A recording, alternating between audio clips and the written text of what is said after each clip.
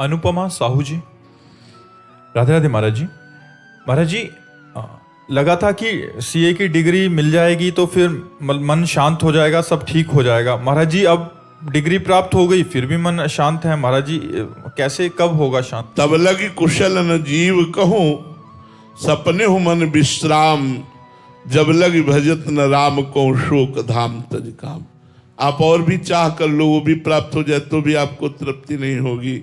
जो चाहत है नित्य सुख, अरु मन को विश्राम, हित ध्रुव हित सो भजत रहो, पल पल श्यामा श्याम। यदि सुख चाहते हो, शांति चाहते हो, विश्राम चाहते हो, तो इन डिग्रियों और पदों पे नहीं है, वो भगवान के नाम में है। ये ज्ञान हो जाना, ये सब अस्थाई है, स्थायी है तो भगवान का नाम है। हमें इस बात का गर्व है कि हमारे राष्ट्रपति धर्मात्मा है, हमारे राष्ट्रपति आध्यात्मिक है, हमारे राष्ट्रपति नाम जापक है। इस बात का हमें सुख मिला उनसे मिलकर के कि इस समय हम गौरव से कह सकते हैं कि इस समय बहुत अच्छा समय चल रहा है। हमारे देश में धर्म के लिए बाधा नहीं है। नहीं, पहले था कि आप खुले कथा नहीं कर सकते, खुले भजन नहीं कर सकते। जब मलेच्छों का राज्य था, बहुत अच्छा अवसर आया है। कलयुग में ऐसा अवसर बार बार शायद ना आवे, आगे चलकर और बाधाएं खड़ी हो जाएं। नाम जप में, भगवत कथा कीर्तन में अपना कल्याण कर लेना चाहिए। तो हम आपको इशारे से बता दिया कि आप तो छोटी डिग्री लिए हुए हैं, भारत की सबसे बड़ी डिग्री लेने वाला भी भगवान की शरण में, अध्यात्म की शरण में, भगवान का नाम जापक। इसीलिए वो प्रसन्नता, इसीलिए वो आनंद। जिनका नाम परमानंद प्रदान करने वाला है, उस नाम को रटो, इसी से आनंद मिलेगा। आप थोड़ी सी हमारी भी पढ़ाई पढ़ लो। 24 घंटे में 24 मिनट राधा राधा जपो, फिर हमें अगली बार आना बताना कैसा लगा। 24 घंटे में 24 मिनट केवल हमें दे दो। 24 घंटे में 1 घंटे में 1 मिनट, 24 घंटे में 24 मिनट, 24 मिनट हमें दे दो, जिसे शास्त्रीय पद्धति में घड़ी कहते हैं। 1 घड़ी आधी में पुनियाद। 1 घड़ी समय दे दो, 24 मिनट, और आप फिर भजन करो। फिर देखो, आप 24 मिनट शांत होकर नाम जप करो, राधा राधा राधा, और फिर अपने जीवन की धारा को देख लो किधर जा रही है। एक आनंद उत्पन्न होने लगेगा। पहले पाप नष्ट होंगे, इसलिए थोड़ी जलन होगी, फिर आनंद होने लगेगा। इसलिए विश्राम तो भगवान के नाम में है। रीना रावत जी, नई दिल्ली से। राधे राधे महाराज जी। महाराज जी, आपके चरणों में कोटि कोटि प्रणाम। महाराज जी, शरणागति और भगवत प्राप्ति में क्या अंतर है? प्रारंभिक शरणागति भगवत प्राप्ति के साधनों में लगाती है और पूर्ण शरणागति भगवत प्राप्ति कराती है। प्रारंभिक शरणागति शरीर, वाणी, मन 3 से शुरू होती है। पूर्ण शरणागति शरीर, वाणी, मन और अहंकार, इसका समर्पण जब हो जाता है तब पूर्ण शरणागति। जहां पूर्ण शरणागति हुई तो भगवान की झांकी उसके मानस पटल पर छाने लगती है। जैसे जैसे भगवान की झांकी उसके मानस पटल पर आती है, वैसे वैसे उसको आनंद की विकलता होती है। अब वो प्रगट देखना चाहता है, प्रगट बात करना चाहता है। जो ही ये लालसा प्रकट हुई, इस लालसा में इतनी ताकत है कि ब्रह्मादिक के भोग सब विष सम लागत ताही, नारायण ब्रजचंद की लगन लगी है जाई। ये भगवत साक्षात्कार की लगन लगी कि ब्रह्मलोक तक के भोगों से उसको वैराग्य हो जाता है। और विरह कमंडल कर लिए बैरागी 2 नयन, मांगत दरस मधुकरी छके रहत दो। हर समय आंखों में आंसू बह रहा है, हृदय विकल है, हा नाथ कब मिलोगे। विरह कमंडल कर लिए, विरहाग्नि हृदय में जल रही है। वैरागी 2 नयन, नेत्र कहीं अब किसी को अपना ही नहीं मान रहे, किसी को पहचान ही नहीं रहे, केवल वो रूप देखना चाहते हैं। यही पूर्ण शरणागति से स्थिति आती है और इसी लालसा में भगवत साक्षात्कार होता है।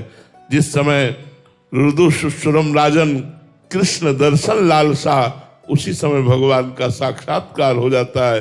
जब हृदय विकल हो जाता है, ऐसा लगता है अब नहीं मिले तो प्राण निकल जाएंगे, तो समझ लो भगवत साक्षात्कार होने वाला है। पुरुषोत्तम दास जी, गुजरात से।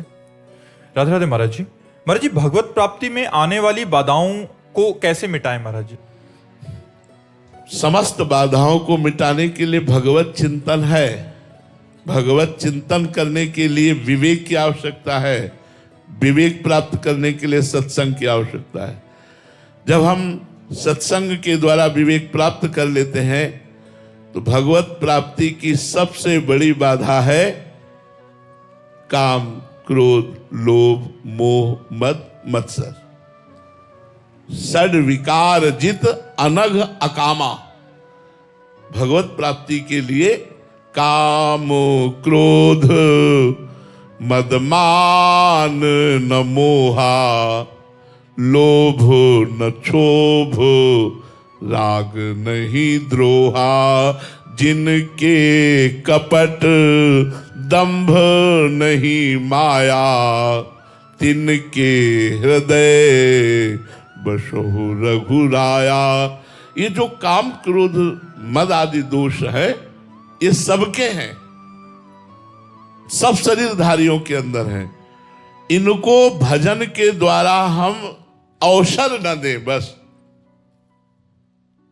जब तक भगवत साक्षात्कार नहीं हो जाता तब तक हम इतना भजन में तन्मय रहें, कभी कथा सुन रहे, कभी सत्संग कर रहे, कभी नाम जप कर रहे, कभी ठाकुर सेवा कर रहे, कभी ग्रह के कार्य करते हुए भगवत चिंतन करते हुए उन्हें कृष्णार्पणम मस्तु उनको समर्पित। हम एक मिनट भी अवसर न दें, इनको कुसंग ना होने पावे। कस्तरति मायाम। देवर्षि नारद जी से प्रश्न किया कि माया से कौन तरता है, कौन तरता है? तो उत्तर दिया, यो संगास त्यजति। जो भगवत विमुख जन है उनके संग का त्याग करना। जाके प्रिय न राम वैदेही, तजिए ताहि कोटि बैरी सम यद्यपि परम शनेही। चाहे जितने बड़ा रिश्तेदार, नातेदार, मित्र, व्यवहारी हो, यदि वो प्रपंच की बात करता है, संसार की भोगों की बात करता है, भोगाकर्षण की बात करता है, तो हमें उसका संग त्याग कर देना चाहिए। यो संगास त्यजति। फिर कहा यो ममतास त्यजति, जो ममता का त्याग कर देता है। भगवान श्री राम जी ने भी रामचरितमानस में कहा, सबकी ममता ताग बटोरी, मम पद्म नहीं बांधी बर डोरी। शरीर और शरीर संबंधी भोग और शरीर संबंधी रिश्ते नाते यदि सबसे ममता बटोर कर भगवान के चरणों में हम अर्पित कर दें, तो अब इसके लिए लिखा, आगे जो बात लिखी, बोले यो महानुभाव सेवते। जो ममता रहित का निर्ममो भवति, यो संगास त्यजति, यो निर्ममो भवति, और यो महानुभाव सेवते।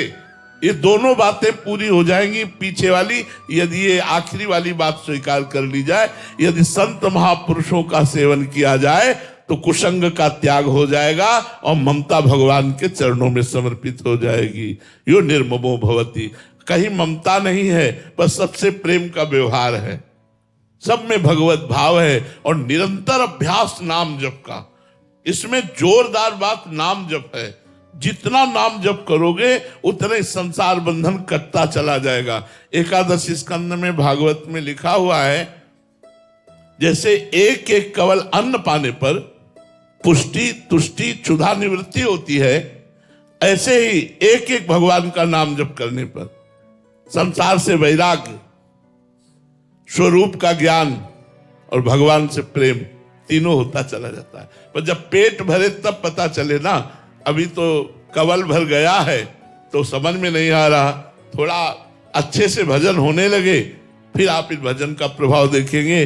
स्वयं संसार के भोग अच्छे नहीं लगते, स्वयं संसार की मित्रता अच्छी नहीं लगती, भगवान और भगवान के प्रेमी जनों का संग ही अच्छा लगेगा। तो जो कुसंग का त्याग करके भगवान के चरणों में समस्त ममता समर्पित करके निरंतर नाम जप करता रहता है, तो उसकी साधना में कोई बाधा नहीं लगती, क्योंकि स्वयं भगवान रक्षा करते हैं। करो सदा तिनके रखवारी, जिम बालक राखे माता।